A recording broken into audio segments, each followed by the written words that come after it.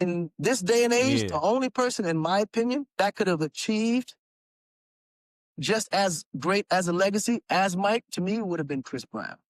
I just believe that Chris Brown wasn't surrounded by the circle of creative people that Mike was surrounded by. Wow. Because Chris got the talent. Wow. He just needed the direction. Right. Right? So imagine if Chris had Mike's team. Just imagine that. It would be something different. And that's big. But Chris got Bloods around him. He got little gangbangers around him. Right. He don't have the guidance. Right. He's smart, but he's smart according to what this generation smart attracts. Right. And if he was able to delete all that and say, look, I'm going to focus on being the greatest entertainer ever, Chris has the opportunity. What do you think about that? Can Chris Brown still, at this point, right now? I don't know what Akon is talking about with his toupee. Like, what are you doing with your life with all that money and a toupee talking crazy? You know?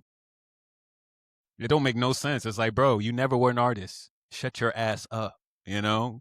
You were a money guy. You were an entrepreneur that posed himself as a singer. So you calling Akon a scamming singer? I'd say Akon's the last person that need to talk about Chris Brown and team. Last person. That's what I'm saying.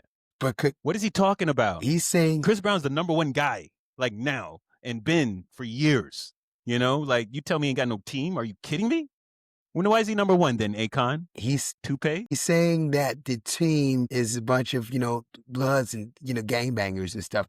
Why is he number one now? Why is he number one? Answer that question, Akon. Why is he number one? You think it's because of the Bloods? Huh? Think the Bloods got him number one? Huh? Get out of here, crusty man. So Chris Brown to this day is still that dude. Yeah, come on, So man. global impact of Chris Brown. What is he talking about? So our global impact. And here's the thing. He's still number one after the controversy. You tell me he ain't got no team? Come on. Yeah, I mean, yeah. Come on. But a lot of people do think that Chris Brown is still being held down a little bit industry-wise from where he was at. The numbers don't think that. Commercially. Numbers don't think that. The women don't think that. Giving 8-hour concerts don't think that. And Annie's does the beat and greets after. I have never seen so many people leave a concert and say, man, I had to leave because he keeps going. Well, he has that much stuff. It's too much.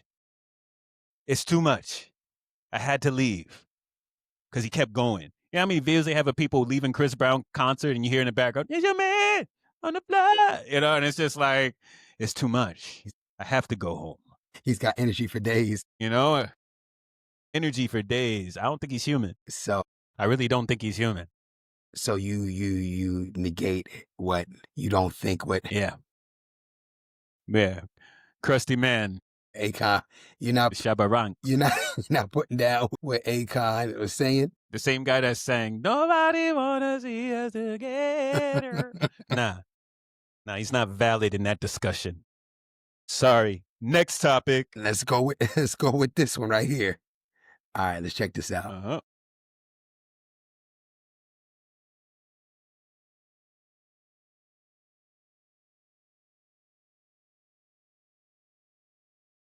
All right, pause that.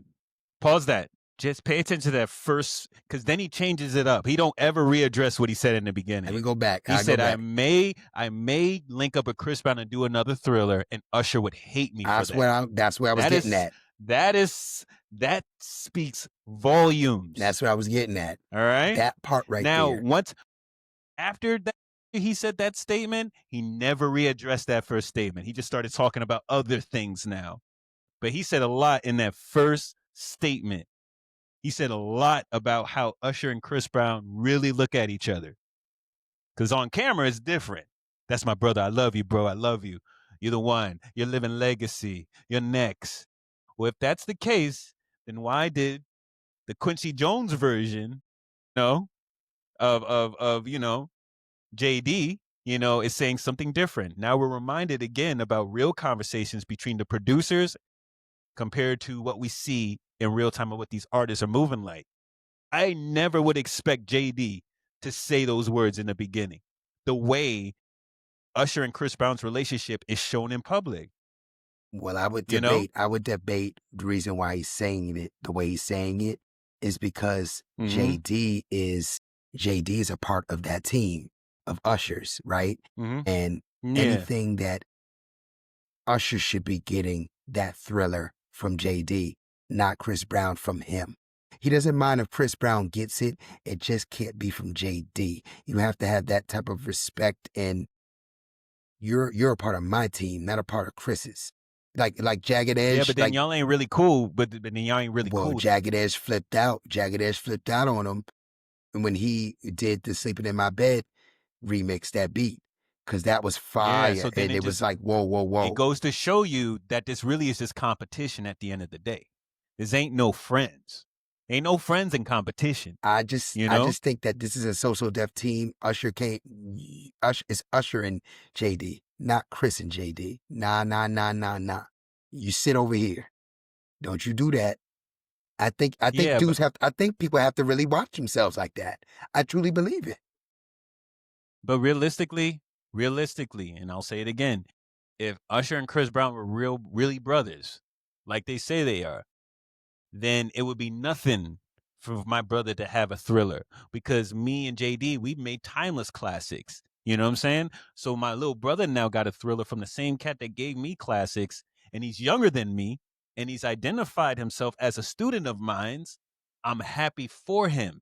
You know? And then when you look at Usher's interviews, he always says he's not in competition with no one. He's just in competition with himself. Well, if you're in competition with yourself, why would you get angry if another singer got a Thriller? If it's just about you. If you're just in competition with yourself. Nah, because it's about JD. It's about JD doing it. He doesn't mind if Chris gets it, just not from JD.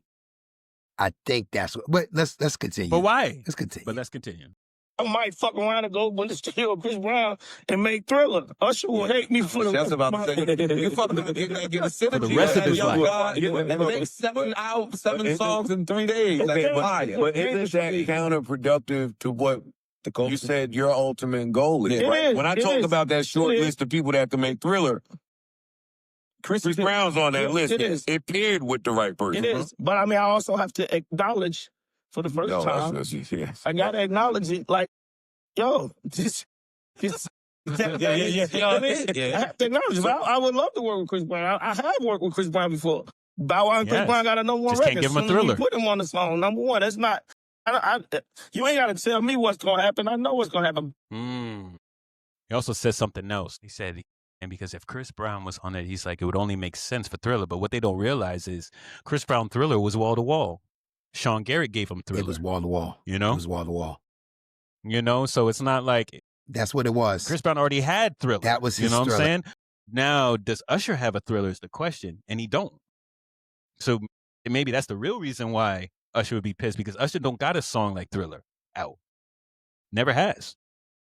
You know? Chris Brown was the one that brought that spookiness with the big hit at the same time. The spooky element, you know, the vampire flying up in the air, you know what I'm saying? And, you know, changing and morphing and bringing that Thriller vibe back with monsters dancing together and stuff. One of the best choreography routines. Yeah, that wall to wall was intense. You know, that wall to wall. I still have to learn. I'm going to learn that one. That wall to wall is intense. You know what I'm saying? So it's like, I don't know why he said, you know, like he's acting like Chris Brown don't already have a Thriller. But at the same time, it's like, well, then why didn't you just do that for Usher? Why didn't you give Usher a Thriller? And it makes me think, did Usher have multiple tracks that were supposed to be Thrillers but just didn't hit? Yeah, I mean. Because Usher got tracks for days that we never heard before. I think Chris Brown got more songs, but they both have vaults full of songs, you know? So I'm sure, and I used to listen to a lot of unreleased Usher songs. I've never heard Thriller, never heard a Thriller song out of Usher. Yeah, the only thing that I would think of is that dance era. You know, Usher had that 2010s dance era where he was doing dance stripper songs. Yeah. And I'm thinking of the song. But we talking about the sound. Bieber is, we talking about the sound. We talking about the sound. Yeah, and I don't know. No, I can't. I'm going through it in my brain. And no. And you know what?